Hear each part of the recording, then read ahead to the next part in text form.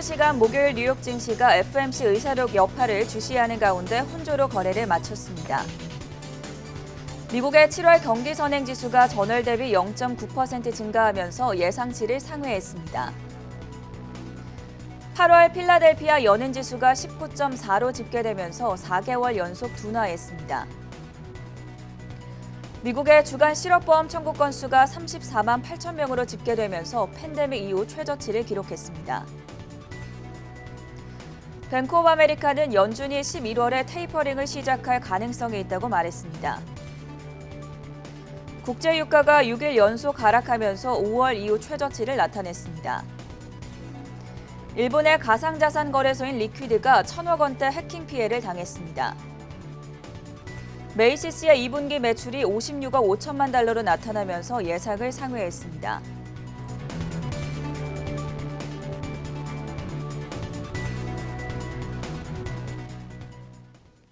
네, 여러분 안녕하십니까? 금요일 글로벌 이슈 투데이의 전세원입니다. 30분 전에 마감한 현지 시간 목요일 뉴욕 증시 오늘은 혼조세로 거래를 마쳤습니다. 장중에만 하더라도 3대 지수가 일제히 하락하면서 3일 연속 약세로 마감하지 않을까 우려가 앞섰었는데 나스닥 지수와 S&P 500 지수가 상승 반전에 성공하며 강보합권에서 마무리가 됐고 다우 지수만 유일하게 하락했습니다. 오늘 마감했던 미국 증시 어떻게 움직였고 또 잠시 후에 열리게 될 우리 시장에는 어떤 영향을 미칠지 뉴욕 맨해튼에 나와 있는 신인규 특파원 연결해 보도록 하겠습니다. 신 기자. 네, 여기는 미국 동부 시간 8월 19일 오후 4시 30분 뉴욕입니다. 먼저 오늘 3대 지수부터 살펴보죠. 말씀하셨던 대로 그동안 장을 흔들었던 조기 테이퍼링에 대한 얘기는 저희가 개장 때 이게 변수가 아니라 이미 상수가 됐다. 알려질 대로 알려졌으니까 다른 변수들 살펴볼 필요가 있다고 말씀을 드렸죠. 결과적으로는 그런 모습을 보인 장이 됐습니다. 며칠간의 하락장은 마무리하고 혼조세로 마감을 했습니다. 현지에서는 좋은 실적을 발표해서 시장의 투자 심리를 높였던 엔비디아를 비롯해서 기술주들이 이끈 장이라는 평가가 나옵니다. 엔비디아는 실적 발표 이후에 3.98% 상승하면서 장을 마쳤죠. 엔비디아뿐 아니라 반도체 섹터 전체가 상승을 했습니다. 국내 반도체 흐름에 영향을 미치는 필라델피아 반도체 지수는 티커로는 SOX인데요. 전거래일보다 0.84 상승한 3,235.9의 장을 마쳤습니다. 마이크로소프트나 어도비, 애플 같은 대형 기술 주식 같은 경우들도 대부분 상승 마감했고요. 한편 은행주는 뱅크 오브 아메리카, 시티은행, 웰스파고 같은 대형주들이 모두 1%대로 하락했습니다. JP모건도 0.78% 정도 하락을 했고요. 최근 장세를 살펴보면 은행주와 흐름을 좀 유사하게 가져가는 에너지주들도 같은 흐름을 보였습니다. 국내 투자자들이 많이 보유하고 있는 종목 중에 하나죠. 엑소모빌도 오늘 3%대 하락을 했습니다. 그리고 오늘 뉴욕장 마감 후에 한국 시간으로는 오전 9시쯤에 테슬라가 AI 데이를 개최하는데요. 이 AI 데이라는 거는 테슬라가 자체적으로 여는 그 AI와 자율주행 관련 소프트웨어 같은 이 개발 진행 상황을 공개하는 대형 행사입니다. 일론 머스크 테슬라 CEO도 트위터에서 우리는 테슬라가 차량을 넘어서 AI의 다음 단계에 대해서 이제 살펴볼 수 있을 것이다. 이렇게 얘기를 하면서 기대감을 높이기도 했는데요. 테슬라는 국내에서 투자자분들이 가장 많이 보유하고 있는 보관 기준으로 가장 많이 보유하고 있는 종목인 만큼 아무래도 이런 부분들에 대해서 좀 살펴봐야 되겠습니다. 다만 아직까지는 AI 내용이 공개되기 전이라서 오늘장에선 테슬라가 2.25% 정도 하락세로 마감을 했습니다. 자, 오늘 시장에서 주요 상승 섹터와 하락 섹터별로 자세하게 살펴봤습니다. 또 코로나와 관련해서 국내 투자자들, 백신 업체들에 대한 관심도 높은데요. 이 부분까지 짚어주시죠. 네, 최근에 백신 관련주들의 변동성이 굉장히 큽니다. 오늘은 화이자, 바이오엔텍, 모두나 모두 이제 하락을 했는데 특히 바이오엔텍 같은 경우에는 8% 이상을 하락을 하면서 또 모더나 역시 5%대 하락을 하면서 급락 수준이다 이렇게까지 평가를 할 정도로 하락을 좀 보였습니다. 이 세 가지 종목은 바이든 대통령이 이번 주에 담화를 하면서 부스터샷을 미국의 전 국민이 맞아야 된다 이런 담화를 하면서 이때 여기에 해당되는 백신을 만든 업체들입니다. 부스터샷을 맞아야 할 백신에 아직 포함이 안 된 존슨앤존슨, 얀센이죠. 존슨앤존슨만 1% 정도 상승했습니다. 관련해서 미국 내 코로나 백신 관련 통계를 좀 살펴봤습니다. 18일 기준 미국 1일 신규 코로나 확진자 수는 16만 명을 넘었습니다. 16만 2,624명으로 집계가 됐습니다. 최신 통계 기준으로 전체 미국인들이 현재까지 맞은 백신 양이 1억 9,930만 회분, 1억 9,390만 도주입니다. 미국 인구가 3억 2천만 명 정도 되는데 조금 넘는데 현재까지 한 번이라도 미국 인구 가운데 백신을 접종한 사람의 비율은 60%입니다. 그리고 1, 2차 모두 접종해서 풀리 백시네이티드라는 표현을 하는데 완전 접종을 완료한 비율이 이제 겨우 절반을 넘은 51%로 집계가 됩니다. 미국의 국립보건 산하 알러지 전염병 연구소장인 앤서니 파우치가 오늘 관련해서 언론 인터뷰를 했습니다. 이분은 우리나라로 치면 정은경 질병관리청장 같은 국내 방역 사령탑이다, 미국의 방역 사령탑이다 이렇게 보시면 되는데 이 사람이 인터뷰에서 결국 부스터샷 정책이 나왔다는 거는 미국이 코로나와의 전쟁에서 long way, 그러니까 장기정을 택했다 이런 것을 의미한다는 이야기를 했습니다. 투자자분들께서는 이런 부분도 참고를 하셔야겠습니다. 지금까지 뉴욕에서 한국경제TV 신인규입니다.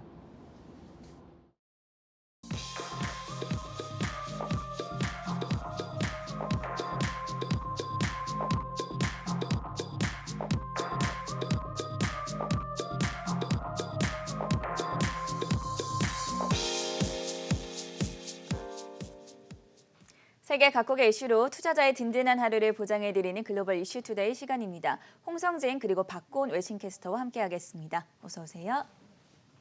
자, 오늘의 첫 번째 뉴스 살펴봐야겠죠. 특징적인 종목들 정리를 해봤습니다. 먼저 박고은 캐스터, 어제 우리가 엔비디아 호실적을 공개했다라고 말씀을 드렸었는데 주가가 큰 폭으로 오르지 않았습니까? 네, 맞습니다. 오늘장 특징주 먼저 살펴보면 엔비디아는 전일 GPU 판매에 힘입어 예상을 웃도는 실적을 발표했습니다. 매출은 작년 대비 68% 늘었고 순이익도 작년 대비 280% 이상 증가했습니다. 또한 엔비디아는 현재 영국의 심사를 받고 있는 ARM 인수를 확신하며 다음 분기 실적도 예상을 웃돌 것으로 내다보고 있습니다. 이날 로젠블렛은 엔비디아의 순이익 성장세와 장기적 비전이 높은 수익을 가져다 줄 것으로 내다보며 장기적으로는 엔비디아가 인공지능을 향한 기술 전환의 승자가 될 것이라고 내다봤습니다. 이에 따라서 엔비디아에 대한 매수 투자 의견과 목표가로 $300를 제시한 가운데 오늘장 주가는 4% 가까운 상승세를 보였습니다. 다음으로 미국의 대형 백화점 체인인 메이시스는 2분기 실적이 예상을 웃돌았습니다. 백신 접종률이 증가하면서 오프라인 매장을 찾는 소비자들이 증가하는 것으로 풀이되고 있는 가운데 메이시스는 올해 연간 판매량 전망치도 상향 조정했습니다. 또한 주주 환원 정책도 재개한다고 전한 가운데 주가는 19%대 급등세를 보였습니다. 여기에 백화점 체인인 콜스 역시 예상을 웃도는 실적을 발표하면서 주가는 7%대 상승세를 보였습니다. 한편 월스트리트 저널에 따르면 아마존은 미국 내에서 아마존 백화점을 내는 안에 대해서 검토하고 있는 것으로 알려지고 있습니다. 아마존이 온라인에서 오프라인으로 영역을 확대하려는 움직임이 포착되고 있지만 오늘장 주가는 0.4%대 내렸습니다. 또한 애플의 경우 7월 중국에서 아이폰 출하량이 작년 대비 79% 증가한 것으로 나타났습니다. 또한 JP모건은 애플의 아이폰 판매 전망이 계속해서 개선될 것으로 내다보고 있습니다. 아이폰 13에 대한 수요가 아이폰 12에 비해 감소할 것으로 예상하면서도 낮은 평균 판매 단가와 5G 기능이 지속적으로 판매량을 높일 것으로 기대하고 있습니다. 이에 따라 애플에 대한 비중 확대 투자 의견과 목표가로 $180를 제시한 가운데 오늘장 애플의 주가는 0.2%대 올랐습니다.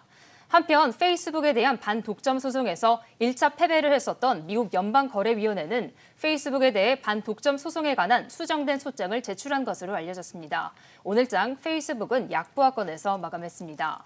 다음으로 마이크로소프트는 내년에 구독 기반의 오피스 365의 요금을 인상할 것이라고 밝혔습니다. 이는 2011년 이후 첫 가격 인상으로서 마이크로소프트의 매출과 순이익을 증가시킬 것으로 보이고 있는 가운데 오늘장 주가는 2%대 올랐습니다. 또한 테슬라는 이날 AI 데이를 개최할 예정입니다. 시장에서는 AI 기술과 로봇 택시와 관련해 어떠한 소식이 나올지에 주목하고 있고 이날 모건 스탠리는 테슬라에 대한 비중 확대 의견을 재차 제시했습니다. 하지만 오늘장 주가는 2%대 내렸습니다. 다음으로 전일 실적을 발표한 로빈후드는 2분기에 매출을 끌어올린 개인 투자자들의 거래가 3분기에는 감소할 수 있다고 경고했습니다. 또한 울프 리서치는 로빈후드에 대한 목표가를 $41로 내린 가운데 오늘장 주가는 10% 넘게 떨어졌습니다. 다음으로 오늘은 유럽 시장도 살펴보겠습니다.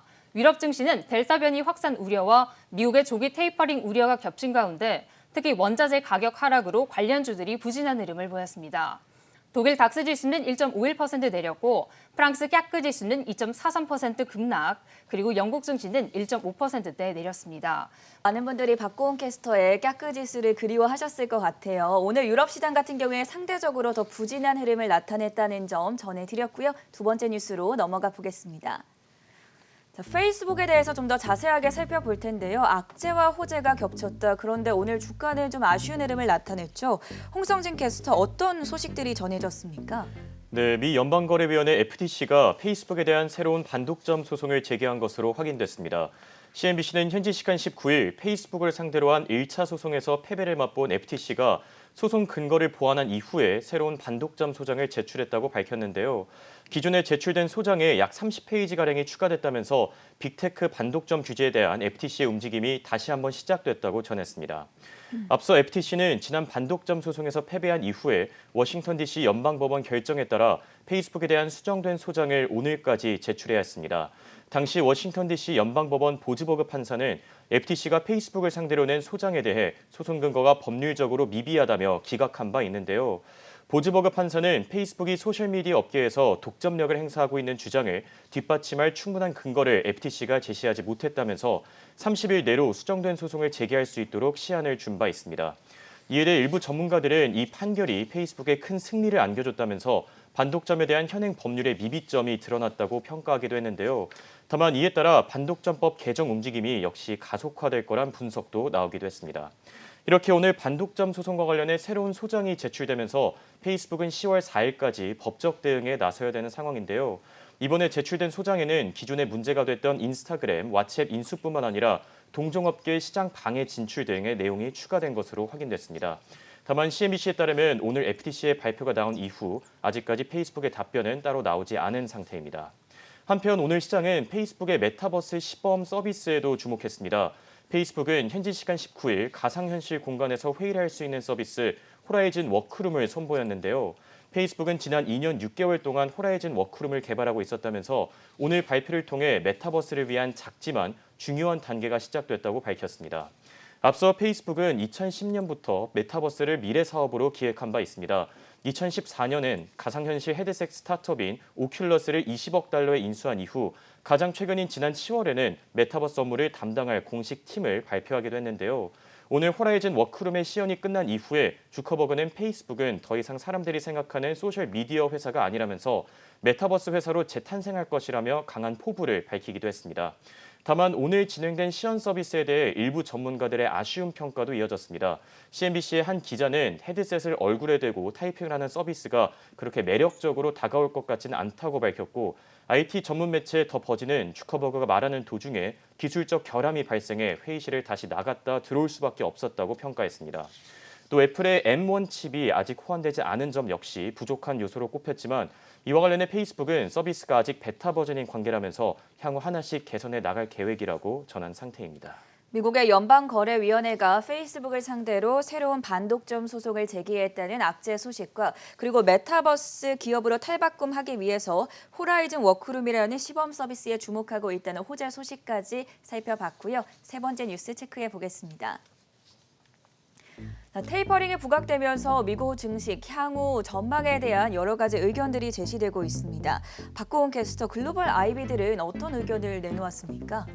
네, 미국의 주식시장에 대한 여러 IB들의 전망이 나왔습니다. 일각에서는 9월을 앞두고 주식시장이 조정장에 진입할 신호가 커지고 있다고 진단하고 있습니다. 전문가들은 델타 변이 확산과 연준의 자산 매입 축소 계획, 그리고 소비 둔화 등에 대한 우려를 언급하고 있습니다. 골드만삭스는 델타 변이 확산으로 이달 중 외식이나 여행 등 기타 서비스에 대한 소비 지출이 줄어들 것으로 내다봤고 올해 미국의 GDP 전망치를 기존의 6.4%에서 6%로 하향 조정했습니다. CFRA는 통상적으로 9월에 미국 주식시장이 조정을 보여왔다고 전하고 있습니다. 세계 2차 대전 이후 S&P 500 지수는 9월 중에 평균 0.56% 하락을 기록했고 55%의 확률로 약세를 보였다고 전하고 있습니다.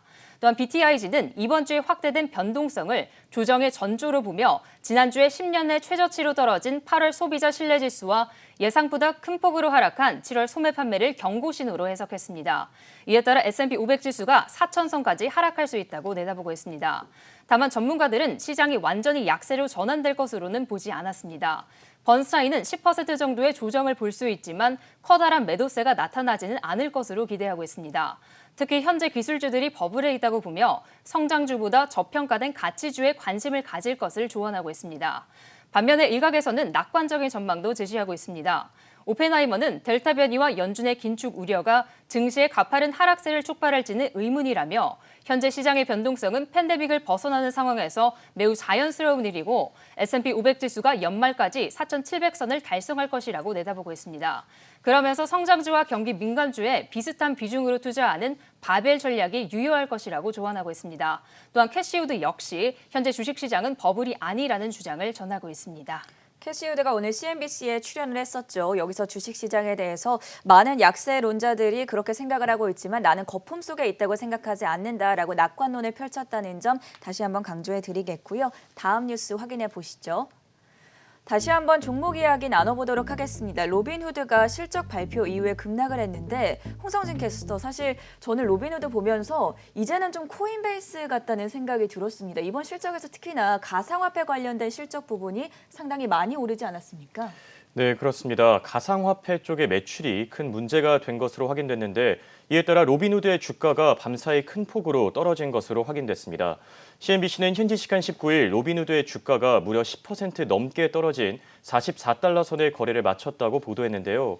지난 7월 말 나스닥에 상장한 이래 최고가 대비 절반 정도가 빠진 상태라면서 당분간 이 같은 하락세가 이어질 가능성이 있을 거라고 보도했습니다. 앞서 로빈후드는 어제 지난 분기 실적을 공개한 바 있습니다. 주당 순이익은 18센트로 집계되면서 시장의 전망치였던 마이너스 26센트를 큰 폭으로 상회했고 매출 역시 약 5억 6천만 달러로 공개되며 월가 예상치를 웃돌았는데요. 다만 일부 전문가들은 로빈후드의 매출이 가상화폐 거래에 지나치게 몰려있다면서 가상화폐 거래에 로빈후드가 의존할 경우 기업의 펀더멘탈이 흔들릴 수도 있다고 경고한 상태입니다. 실제로 기사를 조금 더 구체적으로 보시면 로빈후드의 올해 매출 가운데 가상화폐 거래 규모가 약 2억 3,300만 달러로 전체 매출의 40% 가까이 차지하고 있는 점을 확인할 수 있습니다. 이는 지난해 같은 기간에 집계된 수치 500만 달러에 비해서는 확실히 엄청난 규모로 증가했다는 것을 알 수 있는데요. 이와 관련해 로빈후드의 대변인은 코로나19 사태 이후에 앱을 통한 거래가 늘어났다면서 특히 밈주식과 가상화폐 쪽에서의 거래량이 큰 폭으로 확대됐다고 전한 상태입니다. 다만 월가 전문가들은 가상화폐 거래 매출이 한 종목에 지나치게 치우쳐 있다는 점을 경고했습니다. 전문가들이 우려한 종목은 일론 머스크의 적극적인 지지를 받고 있는 도지코인으로 로빈후드의 전체 매출 가운데 무려 4분의 1이 도지코인 거래에서 발생됐다고 전했는데요. 이와 관련해 짐 크레이머는 로빈후드의 매출은 마치 도지코인 게이트웨이를 보는 것 같다면서 로빈후드가 투자자들의 불안감을 잠재우기 위해서는 다른 매출 경로를 확보해야 한다고 밝혔습니다. 한편 이에 대해 로빈후드 역시 입장을 밝혔는데요. 로빈후드의 CEO 블라드 테네브는 최근 신규 이용자들의 매매가 도지코인에 많이 치우쳐져 있다는 것을 파악하고 있다면서 향후 가상화폐 종목들을 더 상장시켜 선택권을 늘릴 계획이라고 전했습니다.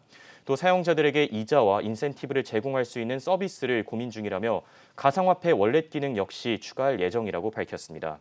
다만 최근 도지코인 및 가상화폐 거래가 감소함에 따라 오는 3분기 매출이 감소할 수 있을 것이라면서 회사의 재무 부분에 대한 안정성을 키우기 위해 가상화폐 거래 매출을 대신할 수 있는 활로를 찾는 중이라고 전한 상태입니다. 네, 로빈후드 실적과 관련한 다양한 이야기들 전해드렸고요. 오늘의 마지막 소식입니다. 9개월 내 최고치를 기록하고 있다 달러 향후 전망에 대해서도 준비를 해봤는데요. 박고은 캐스터, 달러 인덱스 흐름 최근에 어떻습니까? 네, 미국 달러 인덱스가 델타 변이 우려와 연준의 테이퍼링 시사에 한때 93.43을 기록하는 등 지난해 11월 이후 9개월 만에 최고치를 경신했습니다. 외환시장의 위험 선호 심리를 가늠하는 벤치마크인 호주 달러와 뉴질랜드 달러 등 원자재 통화는 약세 흐름을 이어가고 있습니다.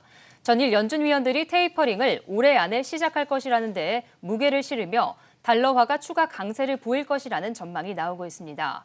BD 스위스는 미국 국채 수익률이 낮아진 상황에서도 달러화가 강세를 보인 것에 주목했습니다.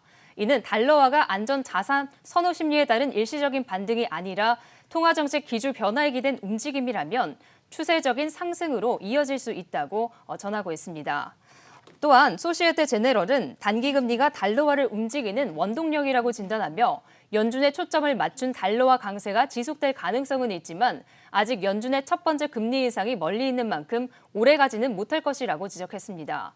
또한 달러화를 움직이는 실제 동인이 트레이더들의 포지션 구축일 수 있다면서 몇 달 전 시장은 달러화 약세를 점치며 매도가 우위를 보였었지만 현재는 매도와 매수가 균형을 이룬 상태거나 매수 우위라고 판단했습니다. 한편 FX 엠파이어는 기술적 분석에 기반해 달러 인덱스가 93.43을 깨고 올라갈 경우 단기적으로 94선까지 추가 상승할 것으로 내다봤고 반면에 달러 지수가 92.48선 밑으로 내려간다면 하락 전환할 가능성도 있다고 보고 있습니다. 네, 오늘 6번째 뉴스가 준비가 되어 있습니다. 국내외 투자자들이 가장 많이 주목하고 있는 기사죠. 테슬라 AI 데이 관련해서 이야기를 나눠보려고 하는데요. 기대감이 있었음에도 불구하고 오늘 주가는 2% 넘게 하락했습니다. 전가은 외신캐스터가 준비했습니다. 네, 테슬라가 몇 달 전부터 홍보해온 AI 데이 드디어 오늘입니다. 이번 이벤트에서 언급될 핵심 내용은 뭔지, 또 주가 흐름에 어떤 영향을 미칠지 하나씩 살펴보겠습니다. 골드만삭스가 예상한 5가지 키워드 화면에 띄워드리겠습니다. 가장 기본적으로는 AI 신경망 훈련 원리와 그 상황을 설명할 걸로 보이고 있습니다. 또 최근 미국 교통당국의 조사를 받게 됐지만 완전 자율주행 FSD 베타 9 버전에 대한 업데이트 내용, 또 슈퍼컴퓨터 도조의 개발 상황, 또 기존에 삼성과 진행을 하다 TSMC와 손을 잡고 4분기에 공개하겠다고 발표했던 하드웨어 4.0의 맛보기 버전도 기대되고 있고요. 사람들이 가장 큰 관심을 모으고 있는 건 AI 기술 활용 방안입니다. AI 기술을 자율주행 이외에 다른 로봇 제작 등에 활용할 방안에 대해 발표를 할지 예상되고 있습니다. 머스크 하면 또 SNS가 빠질 수 없는데요. 마침 보스턴 다이내믹스에서 다양한 기술을 선보이고 있는 로봇을 담은 영상을 공개했는데 17일 머스크가 이에 대해 impressive, 인상 깊다며 트윗을 남겼고요. 또 머스크의 여자친구 그라임스도 틱톡에 테슬라 로고가 딱 박혀있는 보스턴 다이내믹스의 로봇 강아지가 공장 안을 돌아다니는 유쾌한 영상을 올려서 여러 궁금증을 자극하고 있습니다. 그렇다면 이벤트를 앞두고 주가 흐름을 어땠을까요? 테슬라가 진행한 지난 19년과 20년도 이벤트 땐 행사 전에 각종 홍보를 통해 주가가 다소 올랐지만 이후 발표 내용에 투자자들이 다소 실망감을 보이며 주가가 도로 내려가는 모습들이었습니다. 이번에는 오히려 이벤트 시작 전부터 며칠간 주가가 지지부진한 상황입니다.